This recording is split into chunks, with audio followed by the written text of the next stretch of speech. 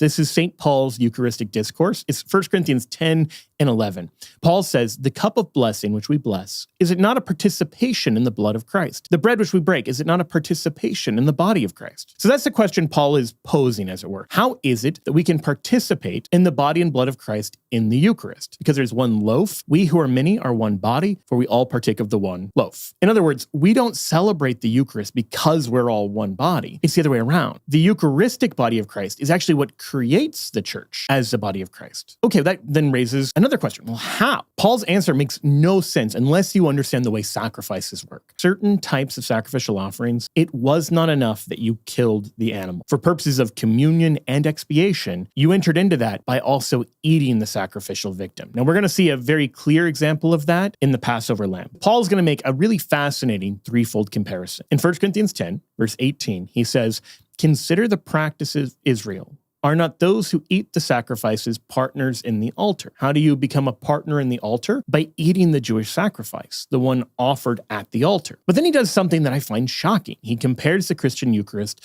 to pagan sacrifices. He says what pagans sacrificed, they offer to demons and not to God. And so he warns the Christians of Corinth, you cannot drink the cup of the Lord and the cup of demons. You cannot partake of the table of the Lord and the table of demons. Now that parallelism is explicit and is unavoidable. So what Paul is doing to explain the Eucharist is he's drawing an overt parallel between the table of demons, that is the pagan altars to demonic forces, and the table of the Lord. And as in Malachi 1, the table of the Lord isn't some gathering table. No, it's the altar at which expiation is made to God. So according to Paul, this is how you become incorporated into communion with both Jesus the head and the church his body.